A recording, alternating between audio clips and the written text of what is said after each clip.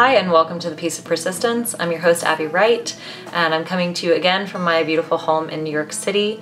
I'm so happy to be back after a fantastic opera up at Bard Summerscape, and although I'll miss my summer home upstate, I'm really happy to be home and back in my community.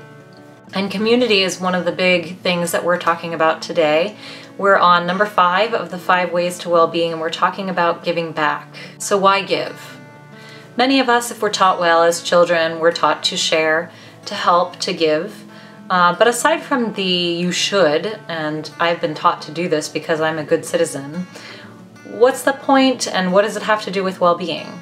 Well, first and foremost, it helps you to connect. If you remember, connect was number 1. Connect with your community, connect with the people around you. It helps to improve life satisfaction so much. Why is giving separate? Well, for one thing, greater mental well-being has been associated with people who have a sense of purpose within their society. And giving really helps you to be able to do that, to feel that purpose in giving back. Secondly, an act of kindness, even once a week, has been shown in studies to elevate reported levels of happiness.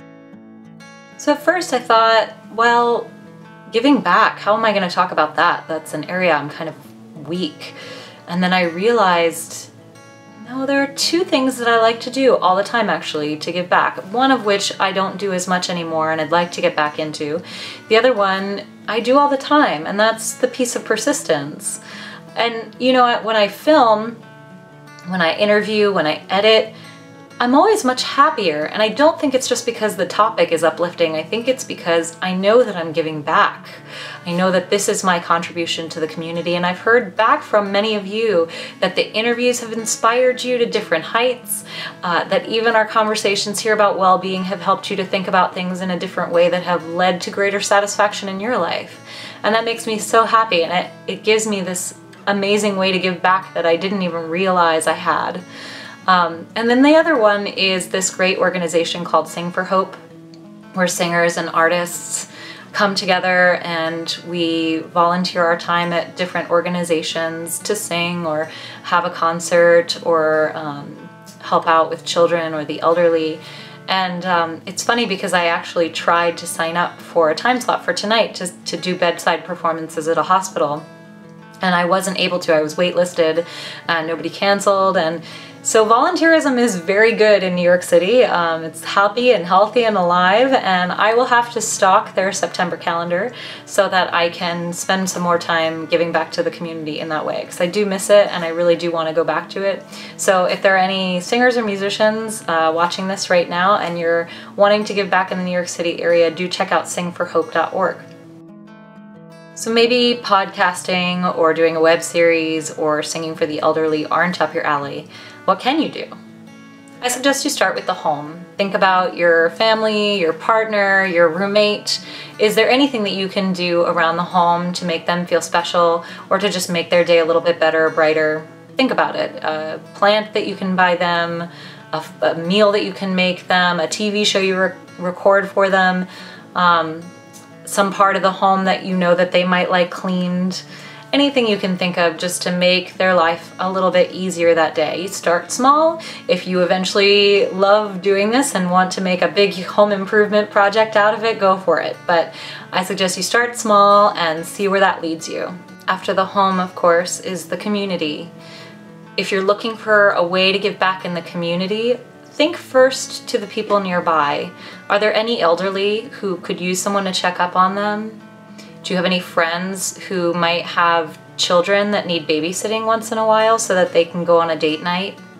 Do you have a friend whose birthday is coming up? My friends just threw me an amazing birthday dinner last night and it meant the world to me. Do you have anybody who's giving a concert or who's going to bring up an important issue at the PTA meeting and needs your support? Figure out what it is that your community and your friends need from you and be there for them. Aside from that, the global community, of course, if you've got a church or a temple nearby where you want to volunteer, that's always a great way to do it. Otherwise, look into other community organizations within your town or your community that might need your help, or look online and do a simple Google search to see ways that you can volunteer near you. And finally, there's work. at your current place of employment, look around to see who you can help at your office, or if there's a way that you can make your situation a little bit more team-oriented. Otherwise, if you want a career that gives back to society, the world is full of professions where people are giving back on a daily basis. Nurses, teachers, tour guides, health aides, interpreters, teachers, the list goes on forever. So if you're looking for a career change or a brand new career, look into something that's in the helping community if that's a way that you'd want to give back. If there's one thing that you take away from today's episode, I want it to be that you can rewire your brain to think externally and helpfully. You don't have to just be internal. You don't have to just be critical. You can reach out. Think about the people in your life and around you and figure out ways that you can help, give, support, and share. And thank you for sharing your time with me on the Piece of Persistence. In 2 weeks on Friday, as always, we're going to tie up these 5 ways to well-being with another 6th bonus, unselfish way to well-being, which you may or may not expect. I'm curious to hear what you think. And speaking of what you think, thank you for letting me know, those of you who've reached out and said what this series had meant to you. It means so much to me to hear that, especially as I use this as a tool for myself to give back. Thank you so much for being here, for subscribing, and if you haven't subscribed yet, don't forget you can do that here. And I look forward to seeing you on the next Piece of Persistence. In the meantime, have fun giving back, and I'll see you soon.